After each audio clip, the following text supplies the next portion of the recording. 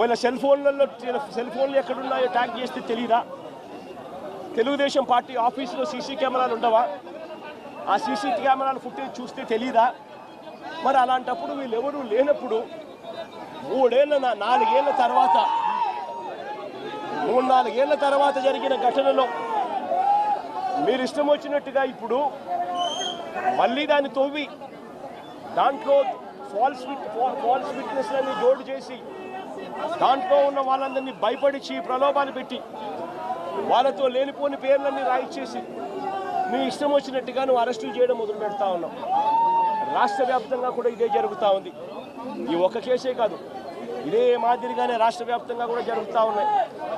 పోలీసులు ఏ స్థాయికి దిగజారిపోతా ఉన్నారు అనంటే అటువంటి పాత కేసులలో కావాలని వీళ్ళే తప్పుడు సాక్ష్యాలు క్రియేట్ చేస్తూ ఉన్నారు. విట్నెస్లను వీళ్ళే బెదిరించి, వీళ్ళే ప్రలోభ పెట్టి, వీళ్ళే తప్పుడు పేర్లు ఇరికిచ్చి వీళ్ళే కేసుల్లోకి తీసుకొచ్చే కార్యక్రమం చేస్తూ ఉన్నారు. నేను అడుగుతా ఉన్నది ఒకటి, ఒక తప్పుడు సాంప్రదాయానికి మీరు నాంది పలుకుతా ఉన్నారు. ఇదే గన కొనసాగితే నేను చెప్తా ఉన్నా, మీ ప్రభుత్వం ఎల్లకాలం ఉండదు. మీ ప్రభుత్వం ఎల్లకాలం ఉండదు. ఒక తప్పుడు సాంప్రదాయానికి మీరు బీజం వేస్తూ ఉన్నారు. ఇదే తప్పుడు సాంప్రదాయం ఒక సునామీ అవుతుంది. రేపొద్దున మీ నాయకులందరికీ కూడా ఇదే గతి పడుతుంది. ఇదే జైల్లోనే మీరంతా కూడా ఉంటారు. ఇది కూడా గమనించుకోండి అని చెప్తా ఉన్నా. ఒక తప్పుడు సాంప్రదాయానికి మీరు నాంది పలుకుతా ఉన్నారు. ఒక తప్పుడు పద్ధతికి మీరు నాంది పలుకుతా ఉన్నారు. మార్పు తెచ్చుకోకపోతే మాత్రం రెడ్ బుక్లు మీరు ఒక్కరే పెట్టుకుంటారని చెప్పి మీరు అనుకుంటున్నారేమో. రెడ్ బుక్ పెట్టుకోవడం అన్నది చాలా సులభమైన పని. రెడ్ బుక్ పెట్టుకోవడం అన్నది చాలా సులభమైన పని. నేను మనం మీ విలేకరు కృష్ణకు చెప్పి, కృష్ణ నువ్వు ఒక రెడ్ బుక్ మెయింటైన్ చేయంటే కృష్ణ కూడా మెయింటైన్ చేస్తాడు ఒక రెడ్ బుక్. నీ పేరేం పేరన్నా? రవికి చెప్పి, రవి నువ్వు ఒక రెడ్ బుక్ మెయింటైన్ చేయ రవి అని అంటే రవి కూడా మెయింటైన్ చేస్తాడు. అదే పెద్ద ఘనకార్యం కాదు, గొప్ప పని కాదు. ఆ తర్వాత రెడ్ బుక్లో పెట్టిన పేర్లన్నీ తీసుకొని వాళ్ళని ఇరికించడము, వాళ్ళ ఇళ్లను ధ్వంసం చేయడము, వాళ్ళ ఆస్తులను ధ్వంసం చేయడము, వాళ్ళ మీద దొంగ కేసులు పెట్టడము, ఇదే ఒక పరిపాలన కింద రాజ్యాధికారం చేయడం మొదలు పెడితే మాత్రం రాజ్యాధికారం ఎలా ఉంటుంది అంటే ఇప్పుడు చంద్రబాబు నాయుడు గారి పాలన ఎలా ఉందో అలా ఉంటుంది. చంద్రబాబు నాయుడు గారి ప్రభుత్వం వచ్చి 3-4 నెలలు కూడా కాయిపోలా. ఈ 3-4 నెలల్లో చంద్రబాబు నాయుడు గారి పరిపాలన ఎంత దారుణంగా ఉంది అని అంటే నిజంగా నాకు ఆశ్చర్యం కలిగించే విషయాలు, ఆశ్చర్యం కలిగించే విషయాలు కనిపిస్తాయి. ఇదే పెద్ద మనిషి చంద్రబాబు నాయుడు గారు ఎంత రెడ్ బుక్ పాలనలో నిమగ్నమై ఉన్నాడు అనంటే, పరిపాలన ఎంత గాలికి వదిలేశాడు అనంటే, ఇదే పెద్ద మనిషి చంద్రబాబు నాయుడుకు తుఫాను వస్తూ ఉంది అని సంకేతం తెలుసు. బుధవారం నాడే తుఫాను, శుక్రవారం సాయంత్రం నుంచి తుఫాను రాబోతా ఉంది, భారీ స్థాయిలో వర్షాలు పడతాయి, అతి భారీ వర్షాలు కురుస్తాయి శుక్రవారం సాయంత్రం నుంచి అని తనకు అలర్ట్ వచ్చింది బుధవారం నాడే. చంద్రబాబు నాయుడు దగ్గర బుధవారము, గురువారము, శుక్రవారం మధ్యాహ్నం దాకా టైం ఉండేది. కానీ చంద్రబాబు నాయుడు గారు అనే వ్యక్తి ఎంతగా ఈ మనిషి రెడ్ బుక్ పాలన మీద ధ్యాస పెడతా ఉన్నాడో తప్ప ప్రజల అగసాట్ల మీద ధ్యాస పెట్టడం లేదన్న దానికి ఇదే నిదర్శనం. 2.5 రోజు టైం ఉన్నా కూడా, బుధవారము, గురువారము, శుక్రవారం మధ్యాహ్నం దాకా టైం ఉన్నా కూడా చంద్రబాబు నాయుడు గాలికి వదిలేసాడు ప్రజలను. తాను అదే రోజే, బుధవారం రోజే, అలర్ట్ వచ్చిన రోజే తాను రివ్యూ మీటింగ్ తీసుకొని ఉంటే డ్యాములన్నీ ఒకవైపున నిండి ఉన్నాయి అనే సంగతి తనకు తెలుసు. పై రాష్ట్రాల నుంచి, మహారాష్ట్ర నుంచి, కర్ణాటక నుంచి, తెలంగాణ నుంచి నీళ్లు వస్తున్నాయని సంగతి తెలుసు. మాన్సూన్ వల్ల అటు పై రాష్ట్రాల నుంచి వరదలు వస్తూ ఉన్నాయనే సంగతి తెలుసు. మన రాష్ట్రంలో కూడా తుఫాన్ రాబోతా ఉంది అనే సంగతి కూడా తెలుసు. మరి అలాంటప్పుడు చంద్రబాబు నాయుడు ఏం చేయాలి? బుధవారం రోజు రివ్యూ తీసుకొని రెవెన్యూ సెక్రటరీని, చీఫ్ సెక్రటరీని, ఇరిగేషన్ సెక్రటరీని, హోమ్ సెక్రటరీని వీళ్ళందరినీ కూడా పిలిచే కార్యక్రమం చేయాలి. వీళ్ళందరితో రివ్యూ తీసుకుంటే వీళ్ళందరూ ఆ తర్వాత కలెక్టర్లతో వెళ్ళి కలెక్టర్లతో వీళ్ళంతా కూడా చేయాల్సిన పనులు చేస్తారు. ఇరిగేషన్ సెక్రటరీ ఉన్న డ్యాములను ఖాళీ చేయిస్తాడు. శ్రీశైలంలోను, నాగార్జున సాగర్లోను, పులిచింతల్లోను 3 డ్యాముల్లోనూ కనీసం ప్రతి డ్యామ్లోనూ ఒక 25-30 టీఎంసీలు తగ్గించుకుంటూ వచ్చి కనీసం ఒక 80-90 టీఎంసీలు మేరకు తగ్గించి ఈ 3 డ్యాముల్లో కలిపి ఒక ఫ్లడ్ కుషన్ మెయింటైన్ చేస్తాడు ఇరిగేషన్ సెక్రటరీ. దానివల్ల పైనుంచి వచ్చే నీళ్లను, ఇతర రాష్ట్రాల నుంచి వచ్చే నీళ్లను, ఈ ఫ్లడ్ కుషన్ ఉంది కాబట్టి నీళ్లను అక్కడే ఆపిడొచ్చు. రెవెన్యూ సెక్రటరీ వెంటనే రిలీఫ్ క్యాంపులు ఏర్పాటు చేస్తాడు. ఆ రిలీఫ్ క్యాంపుల్లో ఏర్పాట్లు బాగున్నాయా లేదా, రిలీఫ్ క్యాంపులు ఎక్కడున్నాయి, ఎక్కడ పెట్టాలి, ఆ రిలీఫ్ క్యాంపుల్లో ఏర్పాట్లను పర్యవేక్షిస్తాడు రెవెన్యూ సెక్రటరీ. హోమ్ సెక్రటరీ లోతట్టు ప్రాంతంలో ఉన్న వాళ్ళందరికీ ఇన్ఫార్మ్ చేసి వాళ్ళందరినీ కూడా చెప్పి ఇలా తుఫాన్ రాబోతా ఉంది అని చెప్పి వాళ్ళందరినీ షిఫ్ట్ చేసే కార్యక్రమం హోమ్ సెక్రటరీ చేయిస్తాడు. మరి నేను అడుగుతా ఉన్నా, ఇదే పెద్ద మంచి చంద్రబాబు నాయుడు ఇవన్నీ చేశాడా అని అడుగుతా ఉన్నా. మరి ఇవన్నీ ఎందుకు చేయలేదు చంద్రబాబు అని అడుగుతా ఉన్నా. ఇవన్నీ చేయకపోవడం వల్ల, ఫ్లడ్ కుషన్ ఏర్పాటు చేయకపోవడం వల్ల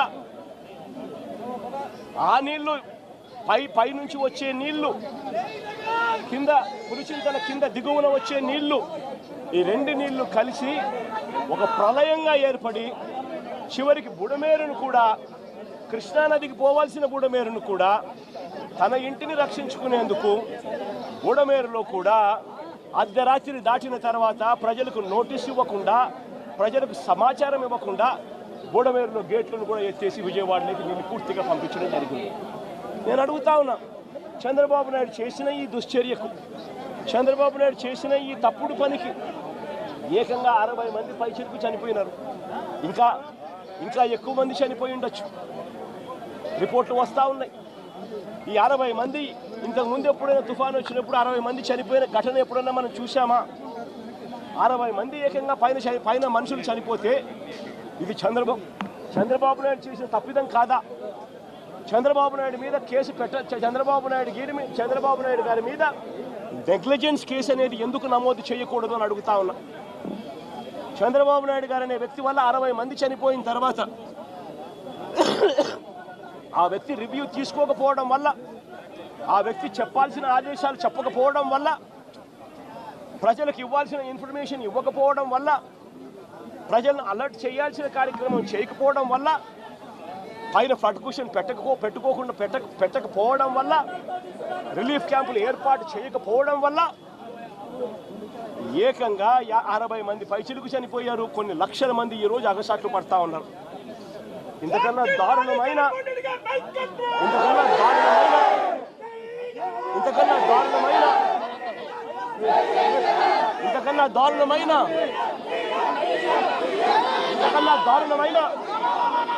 పరిపాలన ఎక్కడైనా ఉంటుందా అని అడుగుతా ఉన్నా. ఈ పెద్ద మనిషి ఈ నేరాన్ని కూడా, ఈ తప్పును కూడా డైవర్ట్ చేసేందుకు ఒకవైపున సురేష్ లాంటి ఎక్స్-ఎంపీని, విజయవాడ డిప్యూటీ మేయర్ భర్తను, ఇలాంటి వాళ్ళని టాపిక్ డైవర్ట్ చేసేందుకు 4వ తేదీ రాత్రే అరెస్ట్ చేయించే కార్యక్రమం చేస్తాడు. అంతటితో ఆగిపోకుండా ఇదే పెద్ద మనిషి ఓట్ల గురించి మాట్లాడతాడు. నిజంగా నాకు ఆశ్చర్యం అనిపిస్తుంది ఆ ఓట్ల గురించి మాట్లాడుతూ ఉన్నప్పుడు. ఈ ఓట్లన్నీ కూడా ఎవరు ఏని అడుగుతా ఉన్నా, ఈ ఓట్లకన్నిటికీ కూడా ఎవరి హయాంలో పర్మిషన్ వచ్చింది అని అడుగుతా ఉన్నా. ఈ ఓట్లన్నీ కూడా ఎవరి ప్రభుత్వం వచ్చిన తర్వాత 3-4 నెలల కిందట ప్రభుత్వం చంద్రబాబు నాయుడు గారిది వస్తే ఆ విజయోత్సవాలు చేసిన ర్యాలీలో ఈ బోట్లు వీళ్ళు లేరా అని అడుగుతా ఉన్నా. ఈ బోట్లలో ఉన్న వ్యక్తులు, ఈ బోట్లు గత 4 నెలలుగా చంద్రబాబు నాయుడు గారితో కలిసి ఇసుక దోపిడీలో చంద్రబాబు నాయుడు గారితో కలిసి ఈ బోట్ల ఓనర్లు వీళ్ళందరూ కూడా భాగస్వాములు అయినారు. భాగస్వాములు కావడమే కాకుండా చంద్రబాబు నాయుడు గారు గెలిచినప్పుడు ఈ బోట్లతో విజయోత్సవాలు చేసుకున్నారు. ఇదే బోట్ల ఓనర్లు, ఇదే బోట్లకు పర్మిషన్ ఇచ్చింది ఎవరు? చంద్రబాబు నాయుడు గారి హయాంలో. ఎవరు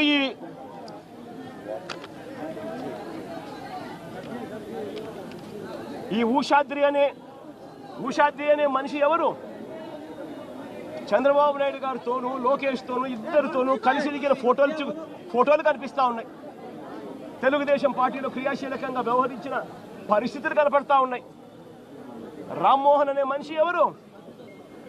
ఆయన టీడీపీ ఎన్ఆర్ఐ నేత జయరాం అనే వ్యక్తి సోదరుడి కుమారుడి కాదా అని అడుగుతా ఉన్నా. టీడీపీ హయాంలోనే ఈ ఓట్లకు అనుమతులన్నీ ఇచ్చారు. వీరు గెలిచాక విజయోత్సవ ర్యాలీలో కూడా వీళ్ళు పార్టిసిపేట్ చేశారు.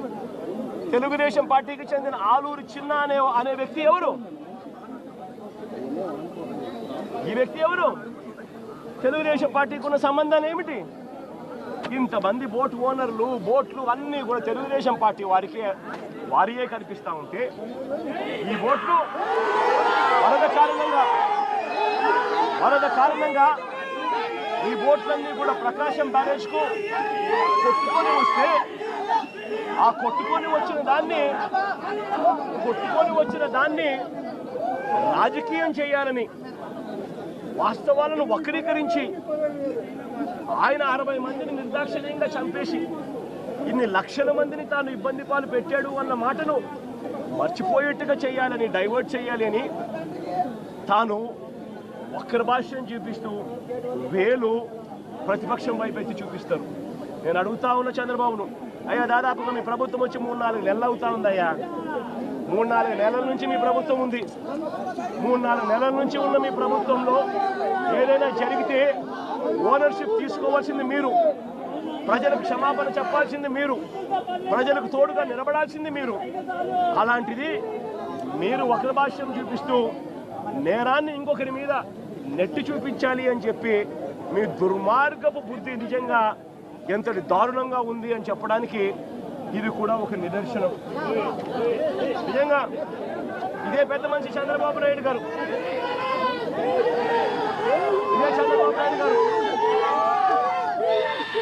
ఏ రకమైన రాక్షస పాలన చేస్తా ఉన్నాడు, ఏ రకంగా ఈనాడు అనే దినపత్రిక, ఏనాడు ఆంధ్రజ్యోతి, ఏనాడు TV5 ఇవన్నీ కూడా చంద్రబాబు నాయుడు గారిని ఎలా గోబెల్స్ మాదిరిగా ఎలా మోస్తున్నారో చెప్పడానికి కూడా ఒక చిన్న ఉదాహరణ ఈరోజు ఈనాడులో వచ్చింది.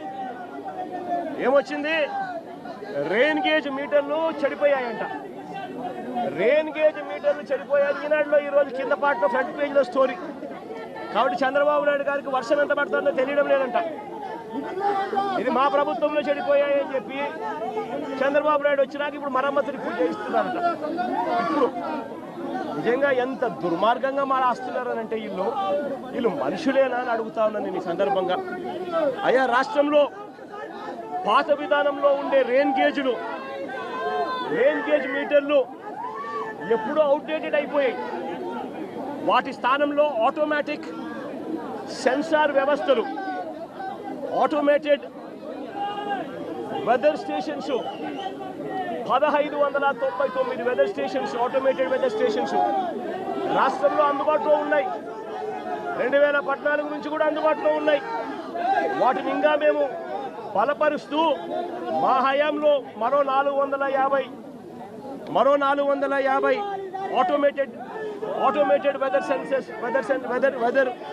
వెదర్ స్టేషన్స్ మేము ఇంకా ఫర్దర్గా స్ట్రెంథెన్ చేస్తూ ఏర్పాటు కూడా చేశాం. ఇవన్నీ ఉన్నాయి కాబట్టే చంద్రబాబు నాయుడు గారు ఆ రోజు వరదలు వచ్చినప్పుడు పక్కన జీకొండూరులో 42 సెంటీమీటర్లు, పక్కన ఇక్కడ విజయవాడ సెంటర్లో 30 సెంటీమీటర్లు అని ఈ డేటా అంతా మీరు ఎలా చెప్పగలిగినారు? ఇవన్నీ ఉన్నాయి కాబట్టే చెప్పగలిగినారు. ఇవన్నీ ఉన్నాయి కాబట్టే రైతులకు ఇన్సూరెన్స్ వస్తూ ఉంది. ఇవన్నీ ఉన్నాయి కాబట్టే ఈ క్రాపింగ్ జరుగుతూ ఉంది. ఇవన్నీ ఉన్నాయి కాబట్టే అన్నీ జరుగుతూ ఉన్నాయి. కానీ మీరేం చేస్తూ ఉన్నారు? మళ్ళీ టాపిక్ డైవర్ట్ చేసేందుకు చంద్రబాబు నాయుడు గారు 60 మందిని చంపినారు అన్న పాపాన్ని పక్కకు డైవర్ట్ చేసేందుకు, ఇన్ని లక్షల మంది అవస్థలు పడుతున్నారు అన్న టాపిక్ను డైవర్ట్ చేసేందుకు మళ్ళీ డైవర్షన్లో భాగంగా వెదర్ మీటర్లు అంట ఉండే పాత విధానంలో ఉండే రెయిన్ గేజ్ మీటర్లు చెడిపోయాయట, మా హయాంలోనే చెడిపోయాయట, మేము పట్టించుకోలేదట. ఇప్పుడు చంద్రబాబు నాయుడు ఇప్పుడు కనుక్కున్నాడట, ఇప్పుడు రిపేర్ చేయిస్తున్నాడు. నిజంగా సిగ్గుండాలి రామోజీరావు ఈనాడు దినపత్రికకు రాయడానికి. ఇంతగా ఈనాడు, ఆంధ్రజ్యోతి, TV5, చంద్రబాబు నాయుడు ఇంతమంది కలిసి ఒక అబద్ధాన్ని నిజం చేయడం కోసం ఇంతగా తాపత్రయపడతా ఉన్నారంటే అసలు వీళ్ళు మనుషులేనా అని చెప్పి ప్రతి ఒక్కరూ కూడా ఆలోచన చేయాలని చెప్పి కోరుతా ఉన్నా. నేను ఇవాళ చెప్తా ఉన్నా, ఎంత దారుణంగా ఉంది వీళ్ళ పాలన అంటే, నిన్న పెదకూరుపాడు నియోజకవర్గంలో జరిగిన ఘటన, మా ఎక్స్ఎమ్మెల్యే శంకర్రావు, పెదకూరుపాడు ఎక్స్ఎమ్మెల్యే శంకర్రావు అన్న పెదకూరుపాడులో ఈ విపత్తు వల్ల, వరదల విపత్తు వల్ల జరిగిన నష్టాల్లో పాలు పంచుకుంటూ రైతులకు ప్రజలకు తోడుగా ఉండేందుకు